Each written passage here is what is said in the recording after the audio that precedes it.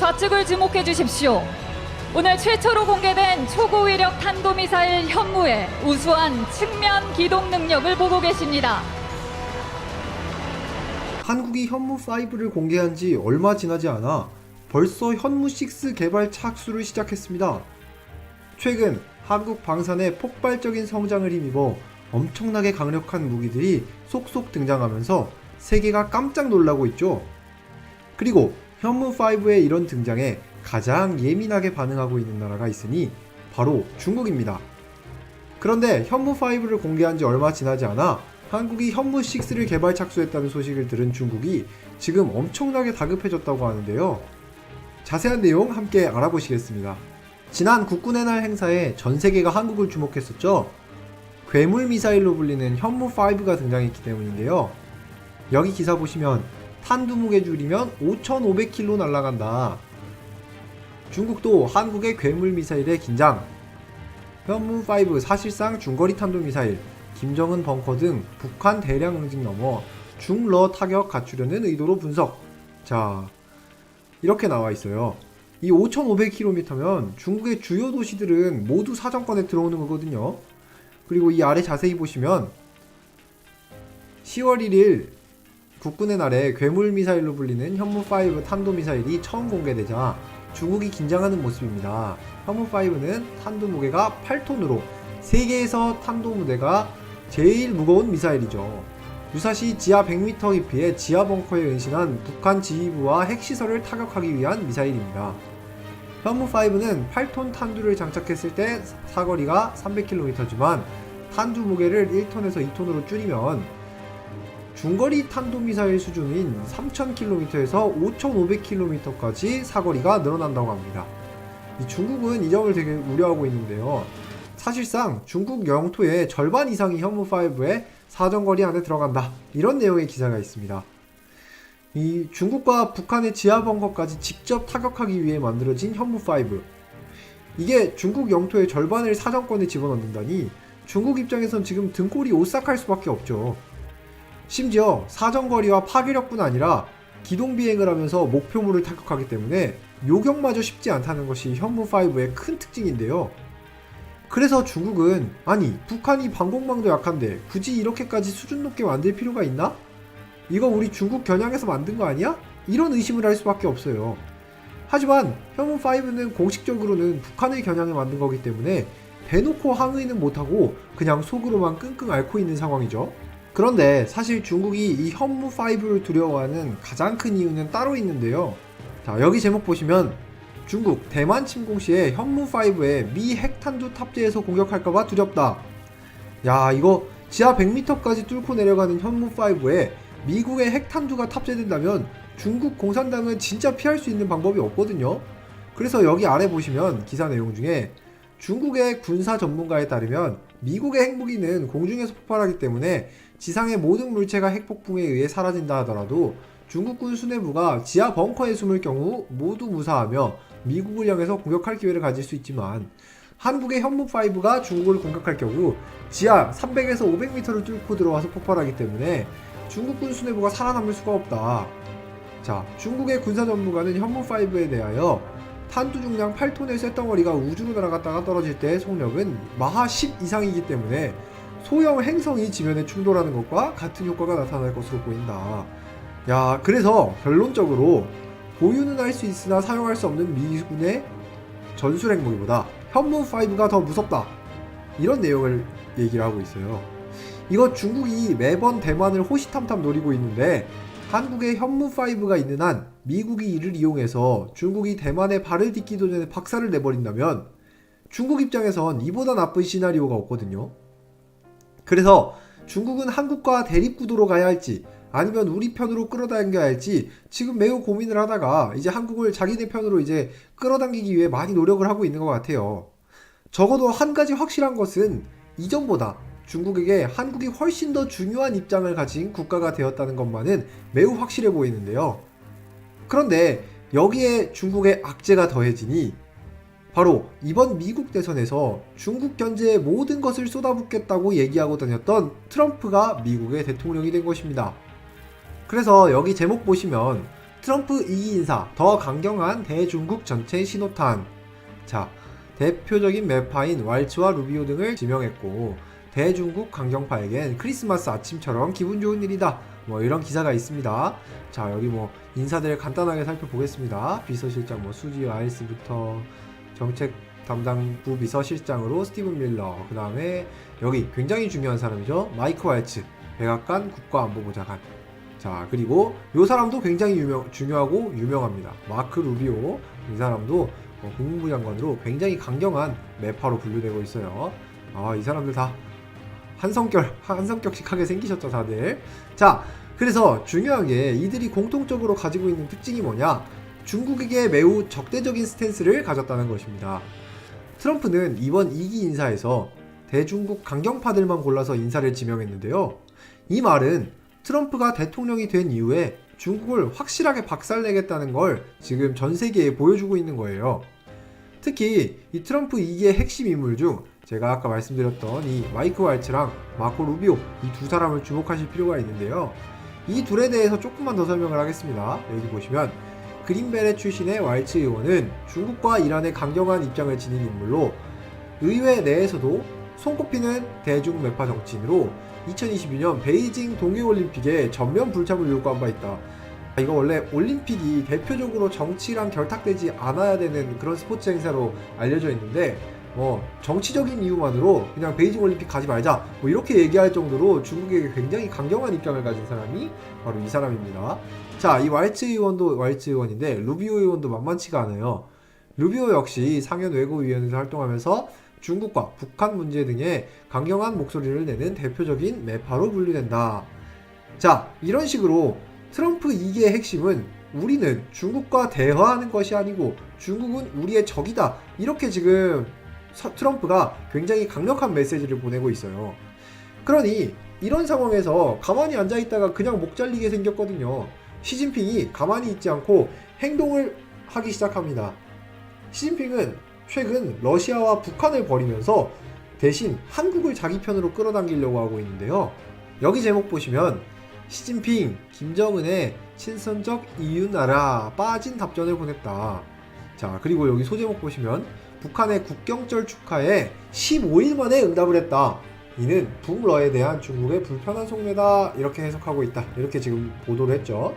이거 시진핑이 이 북한의 75주년 국경절을 축하를 하긴 했는데 15일, 보름이나 지난 다음에 응답을 했어요. 굉장히 이례적인 상황이죠. 그래서 여기 아래 기사 내용 보시면 지역과 세계의 평화, 안전, 발전과 번영을 수호하기 위해 큰 공헌을 할 용의가 있다. 이렇게 굉장히 짧게 지금 북한한테 보냈어요. 이거 사실상 안 축하하는 것 같아 보이죠? 그리고 여기에 형제적 조선 등 표현들은 지난 내용과 전반적으로 유사하나 친선적 린방, 그러니까 이웃나라 이런 표현들이 지금 빠졌대요. 그래서 북한이 러시아에 파병까지 할 만큼 북러 관계는 혈맹 수준으로 가까워진 가운데 이러한 북러 밀착을 불편하게 여기는 중국의 속내가 드러난 것이라는 해석이 나온다. 자, 이거 이전에는 형제적 조선, 이웃나라 이런 표현을 쓰면서 굉장히 북한에 대해서 호의적인 태도를 보였던 중국인데 지금 이번에는 이런 말들이 들어가지 않으면서 북한에 대한 중국의 시각이 이전과 굉장히 달라졌다는 것을 우회적으로 지금 표현하고 있습니다. 그만큼 시진핑 입장에서는 지금 북러의 협력이 전혀 달갑지 않아 보이는 거거든요. 왜냐? 여기에 지금 본인이 끼게 된다면 국제 왕따가 되니까 중국 입장에서는 여기에 끼긴 너무 부담스럽고 이제 차라리 너희들을 버리고 북한이랑 이제 손절치겠다 이런 움직임을 가져가는 거예요. 그리고 대신해서 한반도에선 한국과 더 많은 대화와 교류를 하겠다 이런 식으로 지금 중국이 나오고 있는 거거든요. 그래서 이 기사를 보시면 중국이 지금 그렇게 하는 이유가 잘 담겨 있는데요. 제목 보시면 병아리, 북한을 얘기하는 거죠. 병아리 삐딱선에 분노한 암탉, 중국, 한국 무비자 15일 조치 속사정. 자, 이런 식으로 이 아래 기사 내용을 보겠습니다. 자, 보시면 미국 대선에서 도널드 트럼프 공화당 후보가 당선됨에 따라 미중 무역전쟁이 재발발할 가능성 역시 배제할 수 없다. 트럼프 2기가 중국 경제에 새로운 그림자를 들이울 수 있는 상황에서 중국은 위기 대응을 위해서라도 우호적인 관계를 지닌 국가들을 만들 필요성이 생겼다. 경제적으로, 외교적으로도 한반도 주요 파트너로 북한보다 한국을 선택하는 것이 중국 입장에서 득이 되는 상황이다. 일방적 무비자 정책으로 갑작스럽게 선물 보따리를 푼 중국이 시진핑 주석 방안을 추진할 가능성도 배제할 수 없다는 분석이 나온다. 자, 이 지금 현재 미국과 맞서기 위해 북한은 좋은 카드가 아니니 중국은 주변국들 가운데서 가장 미래적인 전망도 밝고 기술도 좋고 군사력도 강한 한국과 손을 잡고 싶어 하는 거죠. 그러니까 시진핑은 최근 들어 한국에 굉장히 뜨거운 러브콜을 보내고 있는 상황인데요. 여기도 보시면 2년 전과 달라진 시진핑 언급, 트럼프 2기를 앞두고 한국에 손짓하고 있다, 이런 기사가 있죠. 자, 2년 만에 한중 정상회담, 미묘하게 달라진 언급, 시진핑 2년 동안 국제 지역 정세가 많이 변화됐다. 한반도 긴장을 원하지 않는다. 당사자들끼리 정치적 해결하길 희망한다. 국제 정세, 불확실성 증가에 한국 끌어당기기. 자, 지난 15일, 16일 이렇게 한중 정상회담이 있었죠.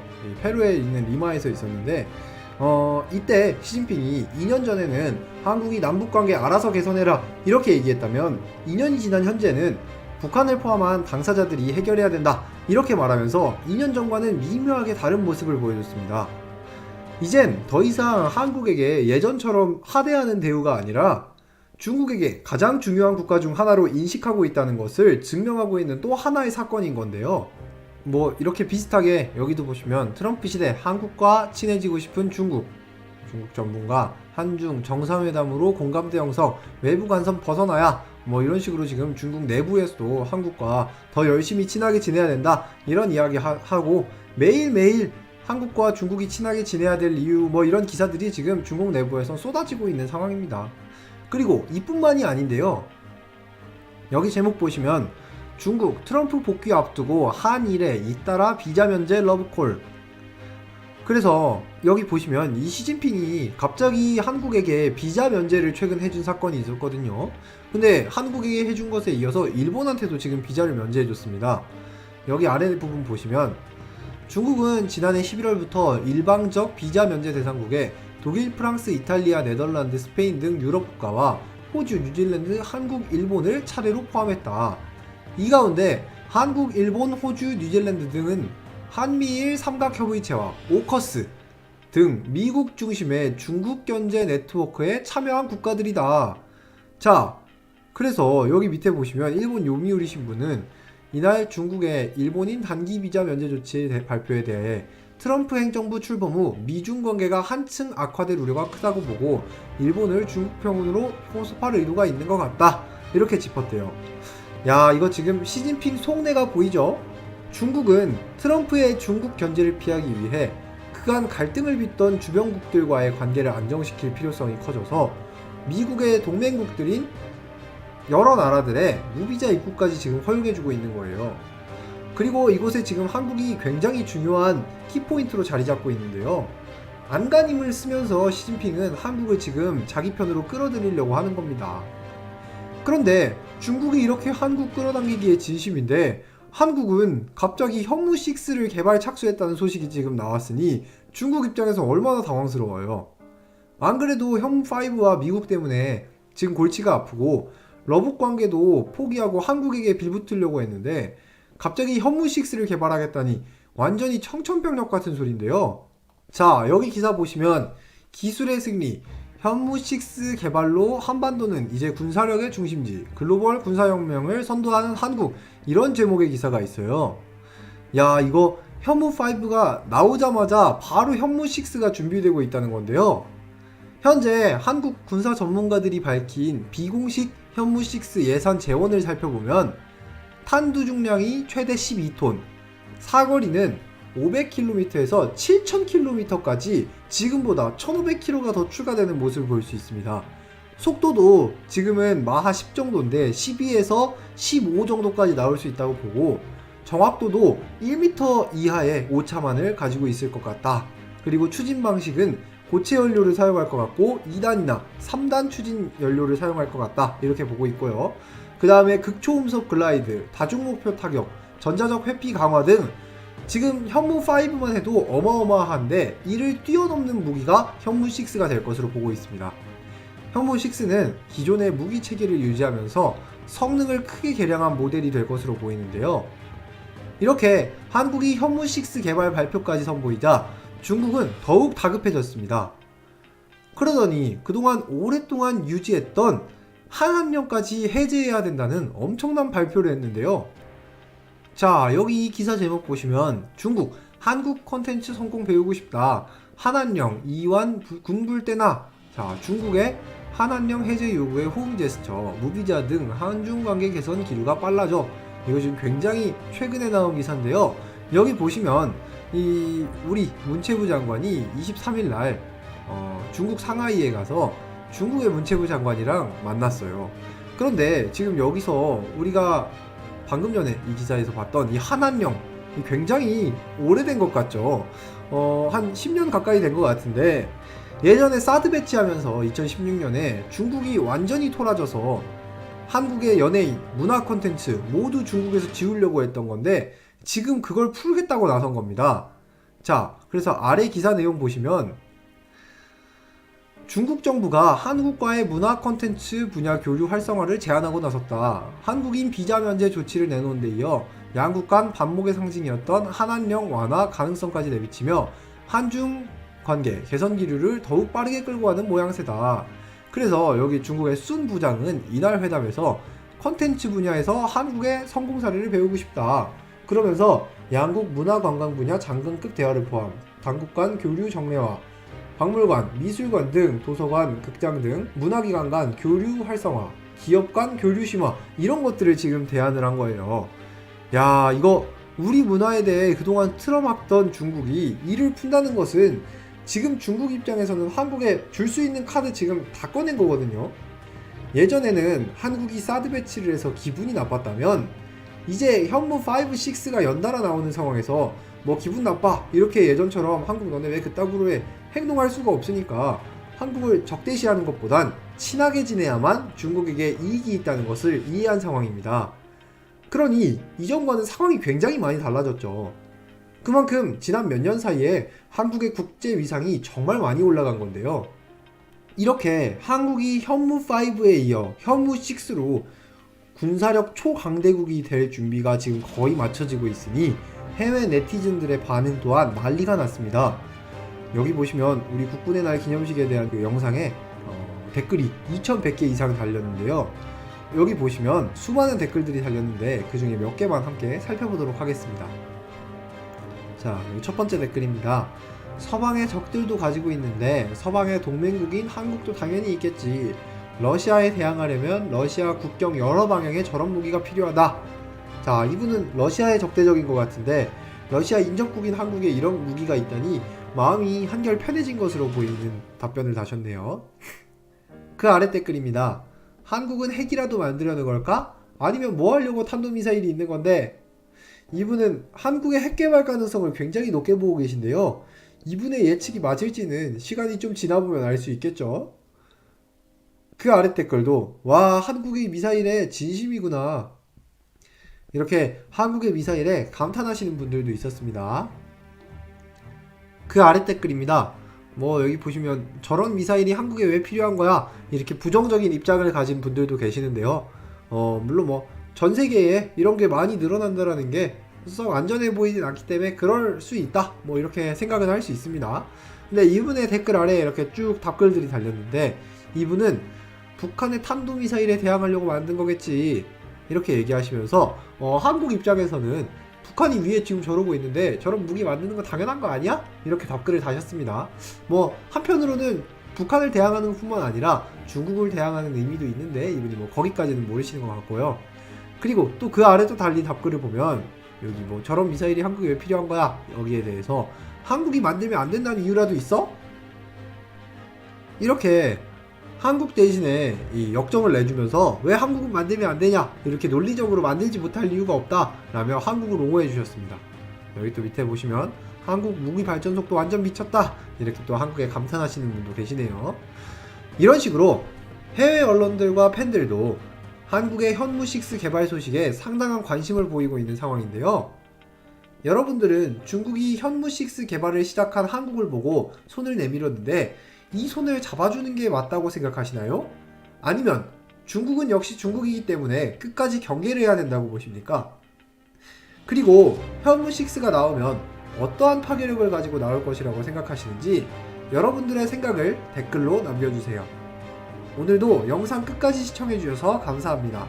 다음 시간에는 좀 더 유익하고 재미있는 영상으로 돌아오겠습니다. 지금까지 탄탄 세계 읽기였습니다. 감사합니다.